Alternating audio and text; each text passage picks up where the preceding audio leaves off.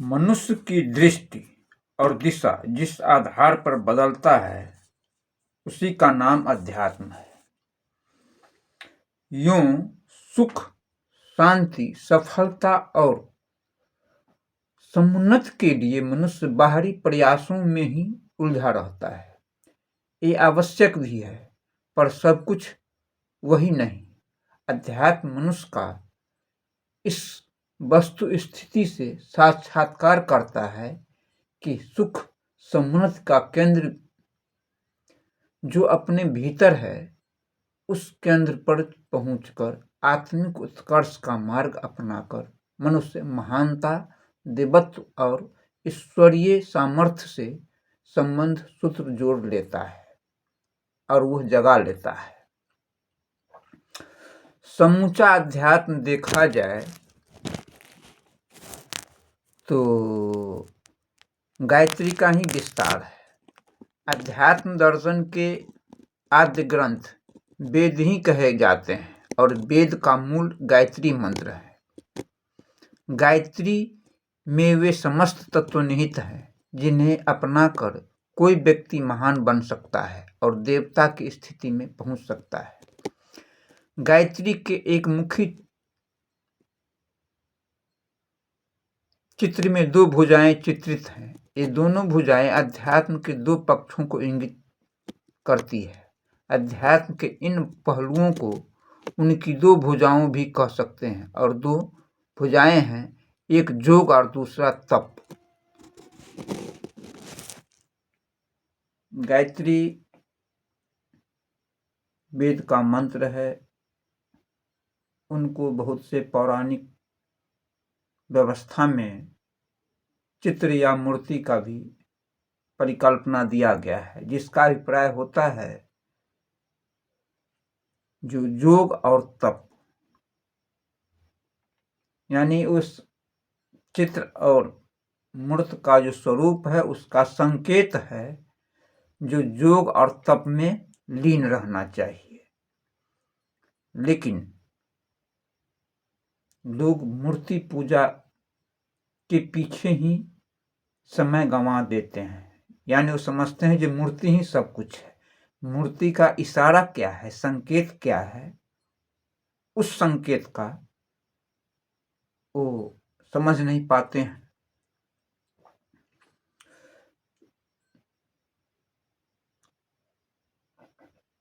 और गायत्री मंत्र के स्त्रीलिंग शब्द होने के कारण नारी का स्वरूप दे दिया गया है, जो कि एक तरह से ऐसा ही कहा जा सकता है दूसरे शब्दों या भाषा में शब्दों में, जो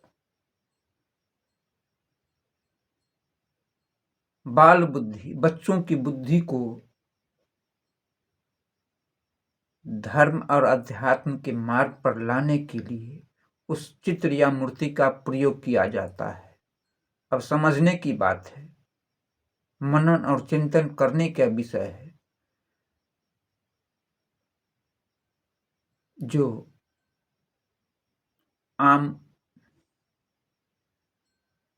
क्या कहा जा सकता है, मनुष्य जो हैं सो तो बच्चे नहीं हैं, लेकिन विज्ञजनों ने इसे बच्चों को समझ करके चित्र और मूर्ति का स्थापना किए हैं ताकि इसके माध्यम से वे तप और योग में रत रहें। लेकिन ऐसा नहीं हो पाता है। वो जीवन भर उस मूर्ति को धूप, दीप, अगरबत्ती वगैरह दिखाते दिखाते ही समय नष्ट कर लेता है, अपना जीवन बर्बाद कर लेता है। अर्थ और समय दोनों बर्बाद हो जाती है, इससे कुछ मिलने को होता नहीं है। इसीलिए अपनी कामनाएं, लिप्साएं, तृष्णा, वासना सब कुछ ईश्वरीय समष्टि में उत्कृष्ट और आदर्शवादिता में जोड़ देना, व्यक्तिवाद को समूहवाद में बदल देना, तृष्णा के अनगढ़ लोहे का संयम अपरिग्रह की आग में पकाकर बहुमूल्य लौह भस्म बना देना, मनोकामनाओं को पूर्ण करने के लिए, उन्हें समाप्त अथवा परिष्कृत करने के लिए अध्यात्म का सहारा लिया जाता है। तृष्णाएं मनुष्य के असीमित हैं। तृष्णा का कोई सीमित नहीं है। पुत्र एकना, धन एकना, संसार एकना, बहुत सी एकनाएं हैं। एक व्यक्ति की कामनाएं समस्त देवता मिलकर भी पूरा नहीं कर सकते। संसार में जितनी सामग्री है वह एक व्यक्ति की इच्छाएं पूरी कर सकने में भी स्वल्प है। एक की पूर्ति होती गई, हजारों तृष्णा, आवश्यकता, क्या कहा जा सकता है, बहुत सी शब्दों से इसको संज्ञा किया जा सकता है। एक गया और हजारों फिर पैदा हो जाता है। इसकी प्राप्ति ही नहीं, सुरक्षा भी अत्यधिक कष्ट साध्य है। फिर वह जंजाल इतना बड़ा है कि उलझा हुआ व्यक्ति जीवन लक्ष्य की ओर चलना तो दूर, अपनी व्यस्तता के कारण उस दिशा में कुछ सोच तक नहीं सकता।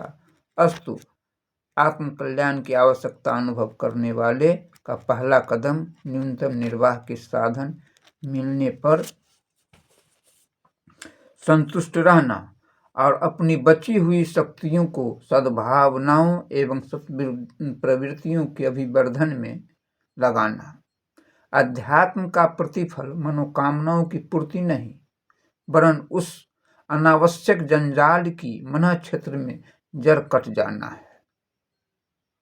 ऐसे ही लोग आप्तकाम कहलाते हैं। उन्हीं को अपनी दिव्यता विकसित करने का, अंतरात्मा को निर्मल बनाने का अवसर मिलता है। ऐसे लोगों को ही अपने भीतर ईश्वर की झांकी होती है।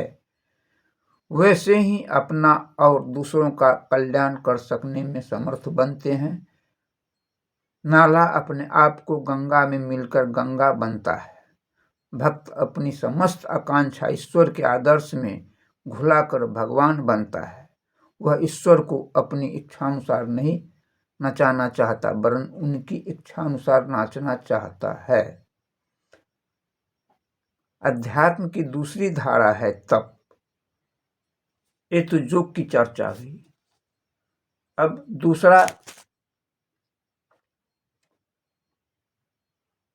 धारा जो कहना चाहिए वो तप है।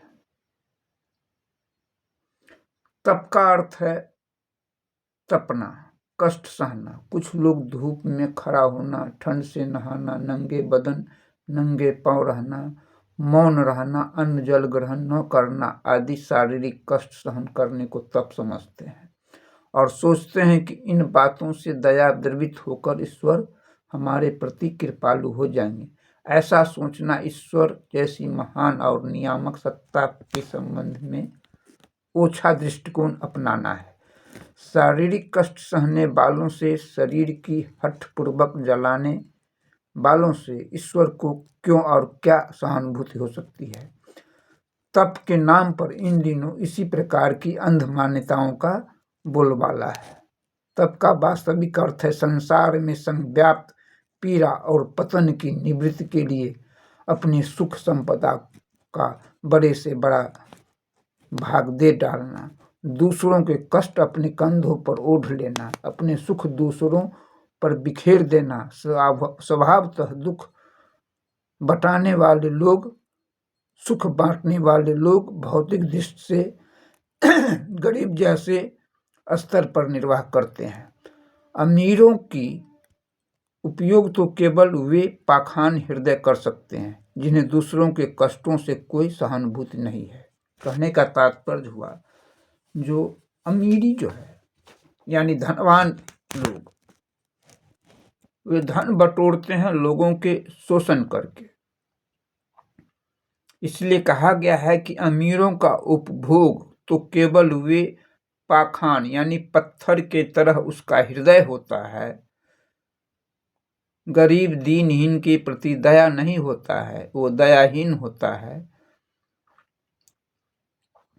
जिन्हें दूसरों के कष्ट में कोई सहानुभूति नहीं होती है, जब समस्त मानव जात के लोग हमारे कुटुंबी है तो हमारा निर्वाह स्वभावतः अपने भाइयों के स्तर पर होना चाहिए। गरीबी में रहने से न किसी का स्वास्थ्य खराब होता है और न अन्य दिशा में हानि होती है। ऋषि इसका प्रत्यक्ष प्रमाण है। वही सच्चा अध्यात्म है। गायत्री का तत्व दर्शन है। जिसके मन में इस तरह की उमंग उठती अनुभव हो और जो इस दिशा में कदम उठाने के लिए प्रयत्नशील हो, उन्हें ही सच्चा अध्यात्मवादी, गायत्री का सच्चा उपासक कहा जा सकता है। आदर्शों की चर्चा से नहीं, उन्हें जीवन में उतारने से काम चलता है। हमें ध्यान रखना चाहिए कि अनगणित व्यक्तिगत दोष दुर्गुणों को अलग अलग करके एक एक करके नहीं हटाया जा सकता है। रानी मधुमक्खी जहाँ रहती है वहाँ पूरा शहद का छत्ता जमा रहता है और अन्य मक्खियों का पूरा झुंड भी वहाँ जमा रहता है। समस्त दोष दुर्गुण लोभ और मोह के इर्द गिर्द जमा रहते हैं।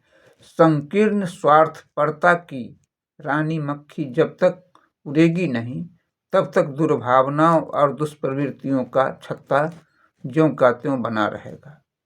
विचार किया जाना चाहिए कि पेट और प्रजनन के लिए, वासना और तृष्णा के लिए सर्वतोभावेन समर्पित हमारा जीवन क्या परमेश्वर के लिए, आदर्श के लिए नियोजित किया जा सकता है?